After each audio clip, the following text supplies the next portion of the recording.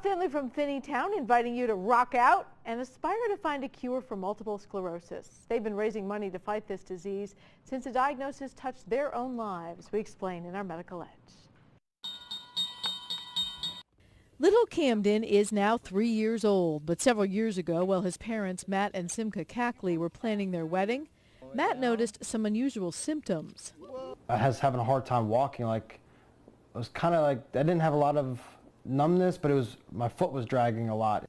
So while the wedding planning continued, they began a journey of discovery to find out what was wrong. But most brides care about, getting the right cake and getting the right details, finalized for their wedding. And what I cared about was having Matt be able to walk down the aisle.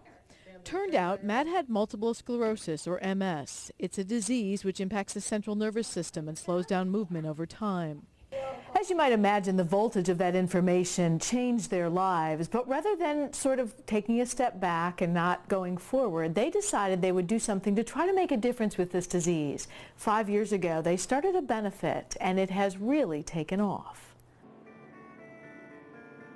We wanted to use the power of music to bring people together. They call it Rock and Aspire. Dozens of bands from all over the country come together each year to raise money for research. Already, they've donated more than $20,000 for studies. Some are designed to help reverse the damage to the body from MS. So in theory, on paper, someone who is living with multiple sclerosis and may use a wheelchair now or may use a walker, when this therapy comes along, they may be able to go back to walking normally without use of a wheelchair or a walker. Matt's message to his son is a simple one. He's going to be here for a long time, so I want to be here with them. And until we have a cure, we all need to aspire to find one. In Finneytown, Liz Bonis, Local 12 News.